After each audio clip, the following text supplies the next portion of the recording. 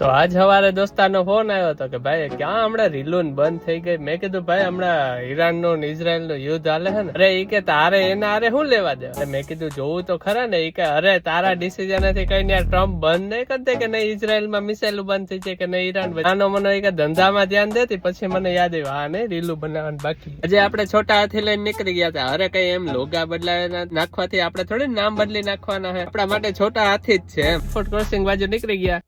Entry માં તો આપણે જોયું ભાઈ ઇન્ડિયામાં તો ડેમોલેશન થાય છે. અહીંયા તો ભાઈ ઘરું જ ઉપાડી લે ભૂંડી ના હોય યુકે વાળા. અંદર ગયા આપણે કઈ વેજ માં મળ્યું ને એટલે પાર્લેજી તો નતા કઈ એટલે કે ડાયજેસ્ટિવ બીજા કઈક બિસ્કિટ હતા એ ઉપાડી લીધા. એટલે એ ઉપાડે ચા નો મેળ કર્યો પણ ચા નો ક્યાંથી મેળ નથી. વિચાર હતો 250 ગ્રામ વણેલા ખાવાનો પણ વણેલા જડ્યા જ નહીં. તો પછી આનાથી હવે કામ હલાવવું પડે એમ હતું. નોકરિયાત માણસો ના તો આમ જ દી નીકળે ભાઈ. ઇન્ડિયામાં એમ જ હોય ને અહીંયા એમ જ દી નીકળે છે. તો પછી ગયા આપણે આગળ તો વાન માં કઈ હોય નહીં. વાન આપણે નોર્મલી જેમ મોટર રાખતા હોય ને એમ હાંકવાનું જોઈએ. તો એના માટે ખાલી મોટર થી થોડુંક ઊંચું કે ભાઈ 7.5 ટન નું વજન વાળું લાયસન્સ જોઈએ કે ભાઈ એટલું તમે કરી શકો. એટલે આજુબાજુ વાળા જોવે કે આંગેરિયું હું ચીધે હું તમને એ દેખાડું કે ભાઈ જો અમે દેખાય ની લંડન છે.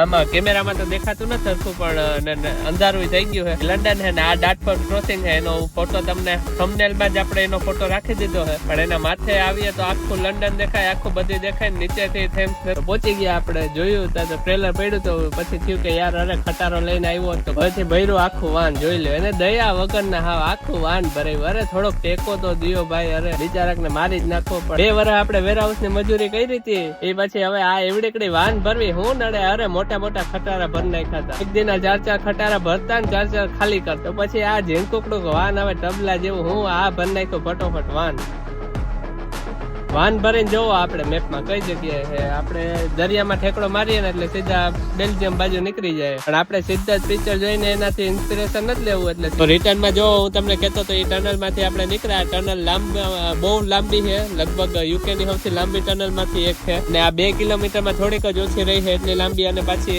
અને એમાં ઓછામાં પૂરું એ કે ભાઈ આ નદી અને દરિયો બે મિક્સ થાય ને ત્યાં એના નીચે બનાવેલી ટનલ છે. અને પાછું ખટારો લઈને અહીંથી જવામાં એ વાંધો કે ઉપર ભટકાઈ જાય છે ખટારો. એટલે ઈ ધ્યાન રાખવું પડે. એટલે ખટારાનો રસ્તો અલગ છે પણ અમુક આઈટના ખટારા તમે અહીંથી લઈ જઈ શકો તો એનું ખાસ ધ્યાન રાખો. બાકી પોલીસ તમને નાખે જ ટનલમાં ગયા પેલા જ રોકીને જ નાખે સીધે. પેટ્રોલ લખાવા ગયા તો ભાઈ ટાંકી જડે નહીં. હવે આ એક તો યાર અહીંની સિસ્ટમો અમુક એવી ચંચળ હોય. ટાંકી ગોતી ને આપણે પેટ્રોલ ભરાવીને આજનો દી કરીએ પૂરો. પછી કાલે ઇઝરાયલ નું